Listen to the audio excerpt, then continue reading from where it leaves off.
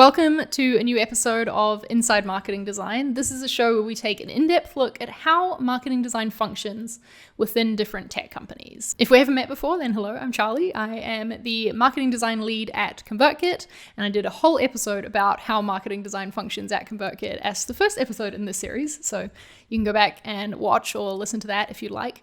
But here on today's show, we're taking a look inside marketing design at Proof. Proof is a website personalization tool that helps their customers to improve the conversion rate on their websites. And full disclaimer here, it's a tool that I have used in my role at ConvertKit. And today I got to talk to Brent Palmer, who is the head of design at Proof. Brent, as you'll hear in this episode, is actually the only designer at Proof. They're a small company of just 14 people at the moment, and he's been there for about a year now. Brent has spent half his career in the advertising, marketing, branding space, and then the other half working in product design. And so I guess that makes him the perfect fit to be in this role where he is across both the product and marketing at Proof. So without further ado, let's get into the episode and hear from Brent about how marketing design works at Proof.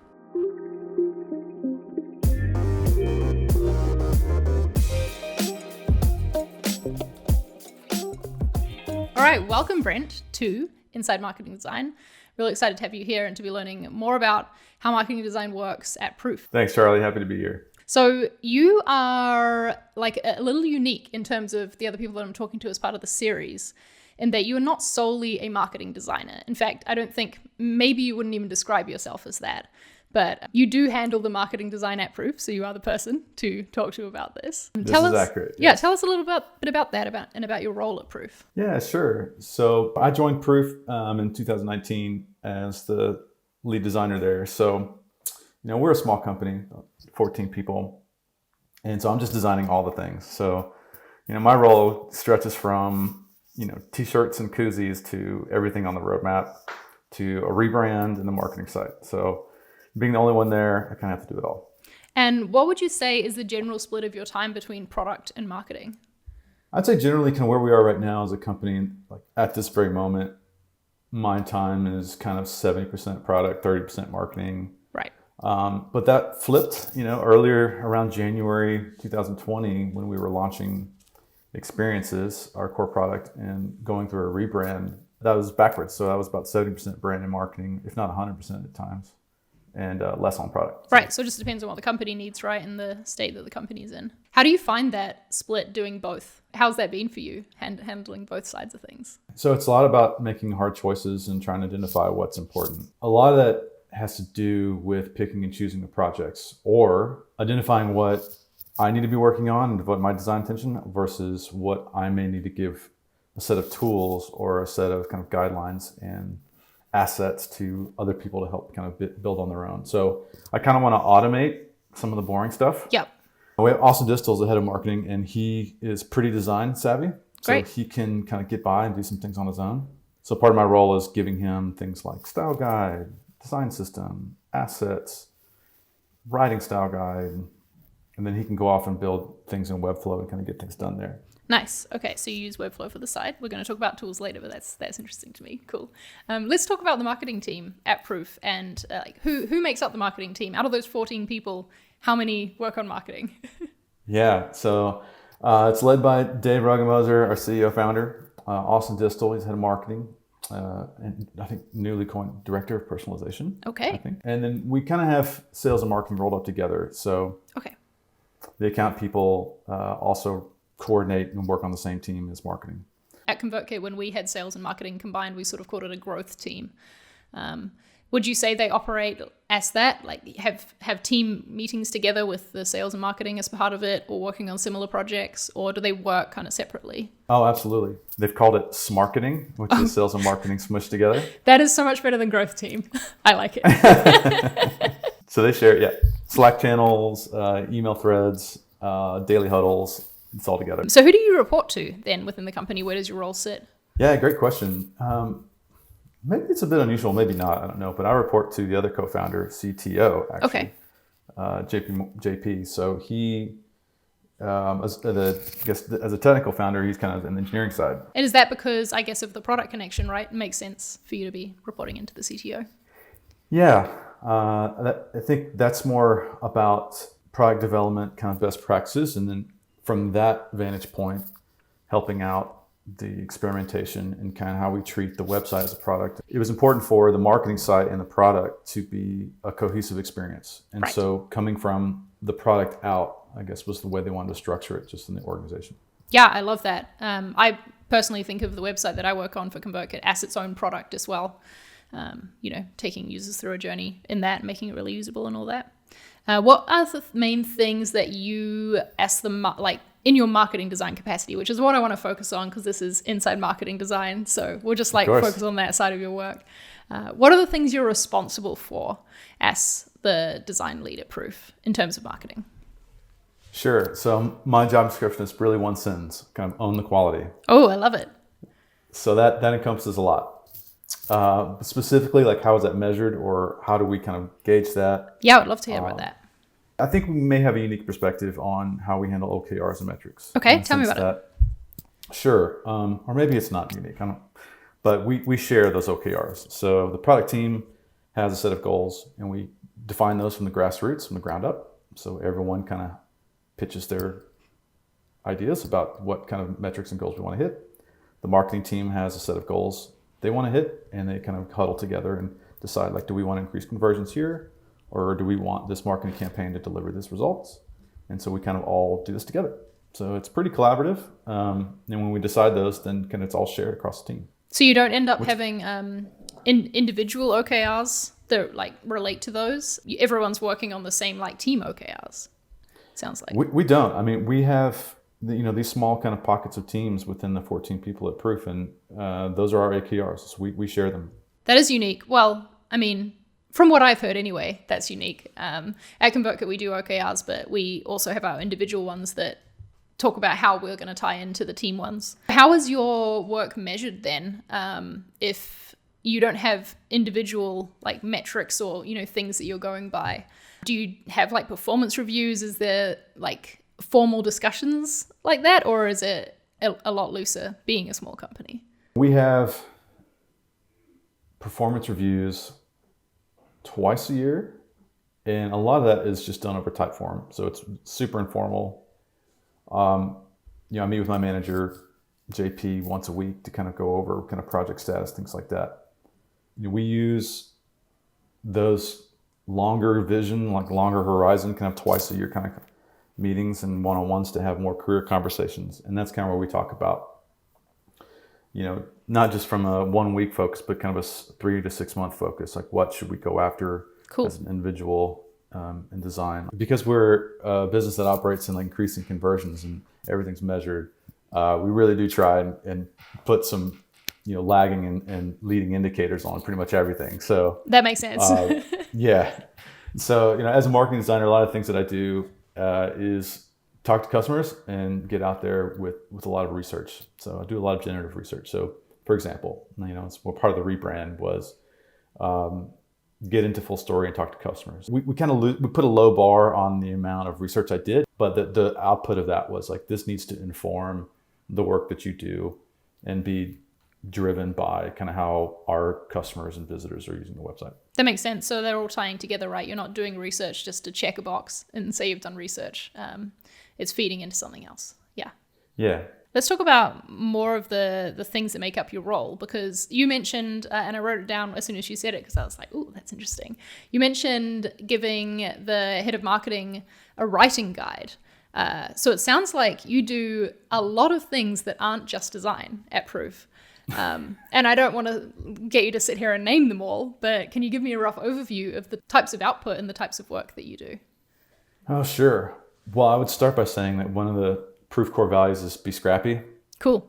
And so I think that means if you see a place to own, if you see something where you want to step up and kind of own that, you have permission to do so. And if you see a gap, then step in and fill it. And so one of the ways that I stepped in, examples is writing guide. So we had kind of different punctuation and uses of the word proof, and how we talked about ourselves was different kind of everywhere. And I was working on a style guide / design system at the time. And I was reading a lot from Jason at Intercom and how Shopify does their design system style guide with a writing component. And And what would that mean to kind of include like language and how to craft sentences and paragraphs and proof. So it's like, well, I like to write, so let me give this a shot. And I just asked a bunch of my peers and kind of put in like, here are our principles when it comes to writing, which also kind of stem from our brand pillars and brand principles. And then I kind of gave, much like you would like a design style guide, like do's and don'ts and things like that. Cool. So yeah, part of that, like step one is like doing it. Step two is iterating on it because it's not perfect the first time. And then step three was making sure that it just kind of was socialized throughout the team and the company. It's like, here's how we want to talk about ourselves, and just being like a cheerleader for that. Yeah, I love that. That's honestly one of my favorite things about being an in-house designer at a small tech company, especially, is being able to take ownership of stuff like that and it being really encouraged. And, you know, you're not just there to design things, you're there for the rest of your brain too, which I think is really cool. You also mentioned that sometimes you will hand over assets to the head of marketing for them to build pages themselves in Webflow, which is interesting to me. So the head of marketing is doing some design stuff, I guess, as well, which frees you up to focus on perhaps the more challenging projects that need a bit more design thinking. So anything internal, I get involved as needed. So if it's optional for me to get in. So if it's internal comms, like a t-shirt or maybe a poster for a team offsite. Yeah. As time I can jump in. You know, if it's externally facing, then it's a collaborative discussion between me, cool. Distal, and the founder. So sometimes that could be a landing page that he's working on, or maybe a social media banner where I just he'll go in and take the assets and the style guide that I've provided, and then he'll put something together like first draft. And then I can help kind of come in and art direct and consult and kind of work with him. Or even kind of he'll hand it back to me and I'll maybe do some cleaning up and then hand it back. So it's at like a kind of a tier 2, like he'll take a first pass. And then like maybe a tier 1 would be something like we're releasing or pushing out a case study section to our website. And not only do we need the landing page for our case studies, but we need kind of a template and theme for all of our case studies that we might produce. So something like that where it's like content strategy, information architecture, general art direction for the whole thing. That's something that I might own. So Webflow is what the marketing site is built on then, it sounds like? It is. Yep. It is. What other tools are part of your design process at Proof? Yeah, Figma. I'm a huge Figma advocate. I think we switched to Figma my first week, and then I was getting like random mock-ups from the customer success team, like sending me stuff. And the whole organization like got into Figma within like days. That's great. So, was that a change that you introduced? Yeah, so it was kind of new to Proof. Wanted a kind of fresh start. JP CTO was open to it, and so like let's do something new here. Heard a lot about Figma and got in. Nice. I think why we chose to do it was also about where we were as a design culture, like with a capital D. So. They had wanted me to come in because of my experience, like collaborating across teams with marketing and product, et cetera. So they wanted me to be comfortable with a tool that enabled a lot of collaboration, and Figma did that. So being able to kind of comment, being able to support like files across like multiple departments and stuff. So Figma was a tool for us. So we all got in there, and that's been great. So I kind of own the like UI kit or like web kit, and anyone like if Austin opens up a new file, just poof, it's there, fonts, colors, everything. Could you imagine, because it sounds like everything's very collaborative at Proof, and you talked about it starting from the product out and how product and marketing do have really close ties. Could you imagine as the company grows, your role kind of being split in two and having someone focused on product and someone focused on marketing? Or will it kind of always, if there's another designer hired, would they dabble in both as well? Charlie, I think if we were to grow the design like muscle, I think we'd probably hire a brand designer, someone who could really support the marketing side full time. Because for two reasons. One, we see design and a strong brand personality as a differentiator against some of our competitors and people in the space that are selling personalization tools. As someone who has tried out several, I can attest to that. I think the other half of that is we do see a link, especially if we have people coming from marketing activities and maybe signing up for proof eventually through the website, wink, wink. If they can get into proof directly from the website and start a free trial there. So it will be one continuous experience. And I see that, again, like being under one roof and making sure that the user experience and the design is consistent across all touch points. So I see that in the future being, if it is a dedicated designer to the marketing side and maybe a dedicated designer to the product side, I think there will still need some oversight over both. Yeah, that makes sense. Cool. It'd be, good to maintain those close ties for sure. Let's talk about the marketing team in general and where you'll focus your efforts. Because I'm going to make an assumption that like what we do at ConvertKit, your marketing website is one of the main focuses in terms of, conversions and driving new people to sign up. But what other things do the marketing team focus on? Yeah, sure. The marketing team does a lot of outbound activities. So the marketing team will get involved in ad spend, online advertising, like Google ad spend, Facebook ad spend. And are you creating assets for those ads? I'd say it's a split. I've created some. Austin's created others. We also hire freelance writers to do a lot of blog content. Cool. So occasionally we'll put out a blog post and that'll need a graphic asset. We don't do a whole lot of print. We're digital marketers, and so the way we kind of do like lead generation is through Dave, our CEO, will reach out to the other kind of Y Combinator co-founders over Twitter and just kind of DM them, or super informal. AZ will kind of send some prospects like a little drift video. So it's super, like I said, like really scrappy, really organic, kind of like, what Dave likes to say is, zigging when everyone else is zagging or something like that. So it's really kind of unorthodox, but, those are kind of things that I'm not involved in, but, those are activities that marketing does. And what other things do you get involved in on the marketing side then, aside from the odd image here and there and the website? Is there anything else that comes to mind? So we have a set of time where we kind of set our OKRs and plan. It's called a blitz. So we do blitz planning. Okay. And so we'll have a goal or a theme for a blitz. It's every 6 or 7 weeks. And those are really fun because they're usually pretty cheeky and, silly, kind of witty, clever. And those give me a chance to kind of just go full like expression on, just make like a really cool poster that's kind of artsy. So we had like kickflip was one. It's really great. Kind of got into like graffiti style and how skateboarders do kickflips and, the kind of that kind of street style and imagery and typography there. And that was like our theme for the blitz, and made that was really fun. Just like really wild, kind of crazy things that, you just don't really get to do in your day to day. But those are things I carve out and make time for, because it's a nice kind of release, and it's just kind of fun to kind of do design work that's way off the reservation. Yeah, and it's good to flex those creative muscles, I find, especially when you're focusing on like user experience and conversion. It's nice to balance that with a bit of like creativity for the sake of creativity from time to time. Yeah.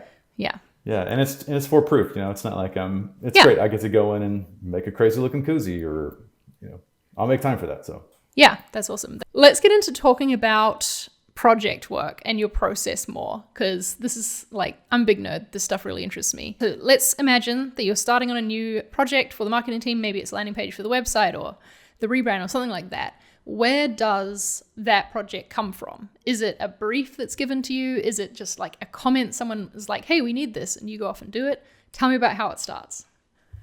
Yeah, that's a great question, Charlie. So I'll answer it this way.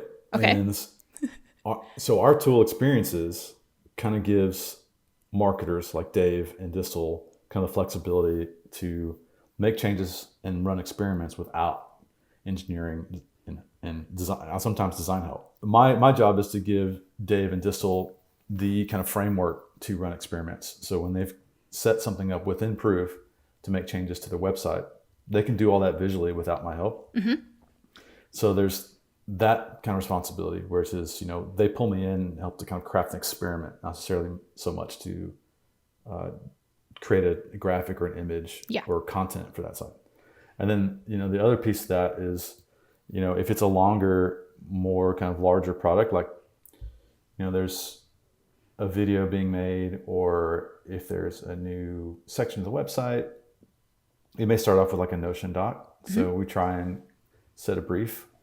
Sometimes I write that and start it out, because again, like just making sure that the goal is clear. It's like, who are we doing this for? What's the outcome we want to achieve? So I like to start with writing it down first. So making sure that everyone's clear. And once we kind of have it kind of sketched out, like low fidelity, that might be just in words in a Notion doc. It may be like whimsical. So we may like sketch something out kind of just with boxes and arrows.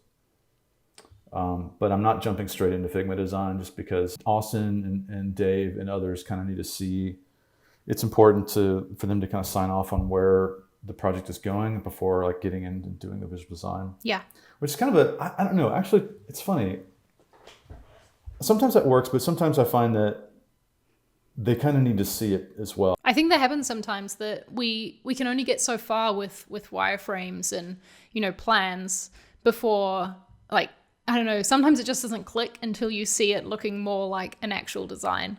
I've definitely had that happen to me. And I'll push forward on, I don't know, perhaps ideas that I feel aren't connecting with people. Like people aren't responding quite how I expected, but I was like, but this makes sense to me. And I firmly believe in it. And so I'm going to go the next step and like do a design just to show you and get a better sense of what I mean. Yeah, absolutely. I feel like it depends on the person who's reviewing the work. Definitely. Because like I've been in some situations where a high fidelity mock-up kind of scares them. Like it feels done. You know what I mean? Yes, like I definitely know what you mean. Yep. And they weren't included. Yep. So like, I have to roll that back. Or that maybe they'll start commenting on like little nitpicky details where I'm like, no, this is just a first draft. We haven't refined it yet. Like I purposely make my wireframes look kind of shitty so that people won't confuse them for real designs. Right. There's a couple of tactics. Like I maybe have a high fidelity mock-up, but I don't show it. I actually have a hi-fi mock-up and a wireframe. I'll show you the wireframe first. There you go. Preemptively, if you want to see something a little more polished, I have that and I can send it to you. Like I'm thinking about that. Yep. I'm just not showing it to you yet. Yeah. Sounds like the first stage of a project is to get everyone on the same page, which makes sense. That's a good principle in general for anything, not just a design project. What happens next? Is your design process itself, as you're figuring out the high fidelity mockups, very collaborative, or do you sort of go away and then present back for feedback? How does that work? Yeah. So I think the asterisk there is things have changed so much with COVID-19. So we've become way more reliant on digital tools like Whimsical and Miro. My preference would be to get around a whiteboard, just holding the marker and standing up. Something about that physical activity helps get to the decision a little bit quicker. So that would be my preference. Is we would probably start with just at a high level, like where things go on the page, or maybe what the flow is. So a user will go from here to here to here. When we get some agreement on the general kind of structure of the page, then I can go off and kind of start my work. And at that point, what I usually do is I'll have my kind of working Figma file. And again, I think it's kind of good and bad. Like I can go from whiteboard to kind of a mock-up pretty quickly because of the design system and the UI kit that we have, since it's drag and drop. And so I can have like my working Figma file, then I'll have like a prototype. So I'll make sure I take some time to kind of make a prototype to send to the team. They can just see it, Figma does a good enough job to kind of show like you can click through this and do things. Again, it kind of makes it more real to the stakeholders. They kind of get buy-in, understand what my aim and my design decisions are. Yeah. If it's a larger project that requires a bunch of new visual design, I probably would send out a grayscale, like wireframe prototype, just to make sure that the content and we're all on the same page there. The prototype for me just needs to get us to the next step in the project. Yeah. And so at that point, I'll send it out a link to the prototype. Again, it's like we'll do things asynchronously over Slack right now. it'd be great to kind of get around a laptop or get around in a conference room to kind of talk through it. After leaving comments in Figma or something like that, we might need some clarification, or we might hop on a Zoom and I'll walk them through it. So it's just, I think that's just, then that starts to fall into like communication rules. Like if your thread gets too long, just hop on a call. I think that's fair. But that's a good call. You know, my responsibility there is, I say, you know, what state the product is in. So just getting started exploring, or, you know, this is almost done, it's in polish mode or something in between. And then I'll tell them like what kind of feedback I'm looking for. You know, if you have other feedback, then like put it in the parking lot and we can like follow up later. So I have to send you a link, but the design team at Mixpanel put out a great like Figma file template for sending feedback asynchronously. They've got some badges and stuff that really cool. So I've kind of taken that and adopted it. It's really helped just my workflow being, you know, asynchronous all over town and trying to ping work back and forth. So love that. Yeah, let's definitely get a link to that, and it'll be in the description on YouTube or the show notes if you're listening to the audio version. How does a project end then? Who decides when it's done? Is there like an official sign-off process? Yeah. How does it end? Oh, Charlie, I'm laughing because it's never done. Not as an in-house designer, nothing's ever finished. But how do you decide when to put down this one project then and move on to another one for some time?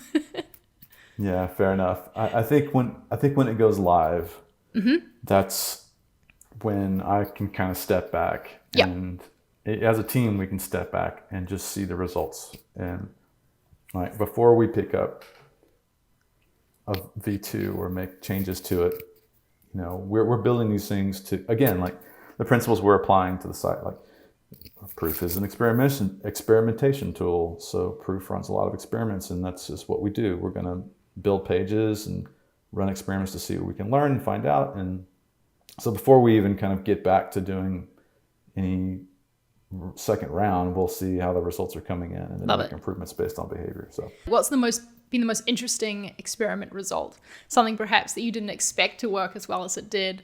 Anything like that come to mind? It wasn't necessarily a design thing, but we experimented with different conversational tools on the marketing side, and we ran a couple of tools, and we ended up running one, and the experiment through a couple of different playbooks and, you know, A versus B versus C versus D didn't really perform as well as just a straight up form on a page. So that's more holistically is like a user experience experiment. Right. That makes sense. Yeah, say that 5 times fast. But, yeah, and so we were able to kind of do that through the combination of like our tool, Proof Experiences, and this other, you know, widget. The reason why we did that was because Proof's brand was we want to be personal. You know, we're a personalization company, and an extension of being personal is offering like a chat or some kind of conversational tool on the website. Right. And that's a brand extension, but we didn't get the results that we wanted. And so maybe, you know, what we assumed was like, well, wow, maybe being personal is being easy. Being personal is just having a form that you can do something simple. Yeah, just getting out of the way and letting the user do what they want. Makes sense. Yeah. Yeah. And so that was interesting learning for us. Yeah. Can I tell you quickly about a test that we ran once that was a really interesting result for me? Yeah. This was a couple of years ago, like close to when I first joined ConvertKit, and we were thinking about redoing our homepage. It was like quite long, and we sort of had this feeling that it was a little confusing, the way that we'd messaged everything on it.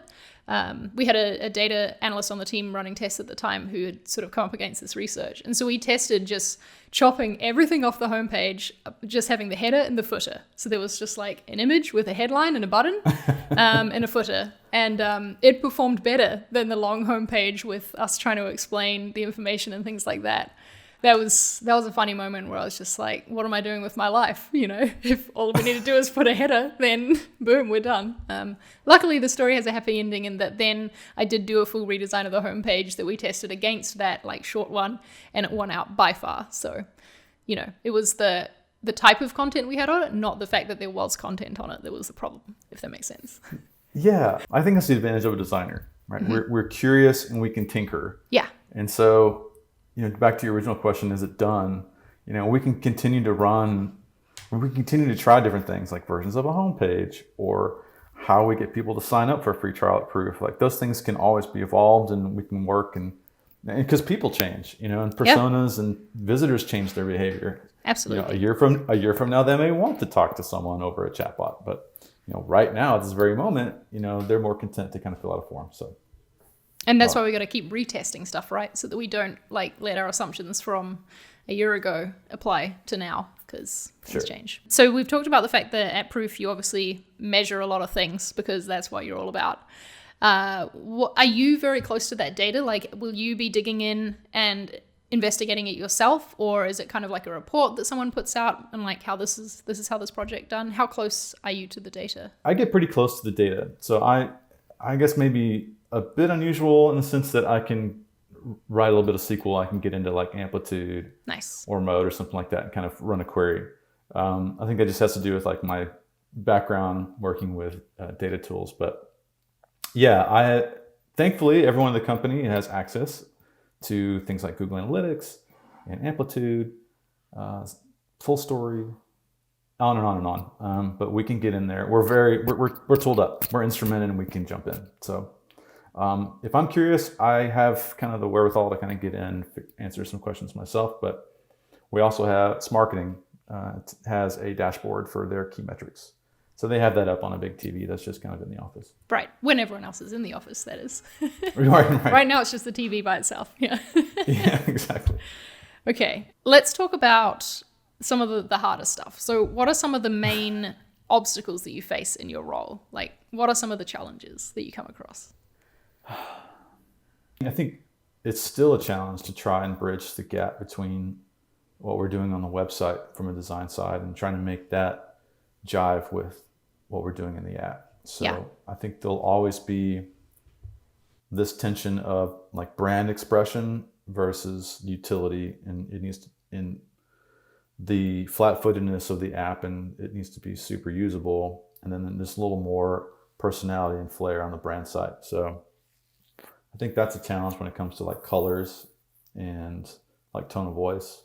I think what I'm learning a lot is content has as much to do with an experiment and things you try on the website as it does the kind of who you're testing it for, or who you're segmenting, who gets to see this experiment. I think where we could grow is, I think someone with a true like data analytics background would be really helpful, because I think that would help, just selfishly, that would help me know what changes on a page are affecting behavior. Just another collaborator to kind of help understand like, hey, if we change this sentence and we change this image, and separately, this will have this effect, but if we change them at the same time together, it will have this effect. So I think some growth there would be good. That's a challenge. That's a pretty good challenge to be having, though, at the company size that you are, because in my experience anyway, and people that I've talked to, usually companies don't start thinking about that level of experimenting and testing until they're a lot bigger. Like, it's just not top of mind when they're getting started. And it doesn't have to be a thing that you wait until you're a big company to do, for sure. But obviously the nature of Proof, that's built into your DNA. Yeah. Which I guess would bring me to my third point, was the challenges. Our sample size is very limited. We're kind of running out of tests to run, or not tests to run, but just people to speak with. Our web traffic is pretty good, but it's not massive. We can't subdivide that traffic infinitely. We kind of hit a limit of how much traffic we can actually split. So, when you're a small company, you're kind of just getting started.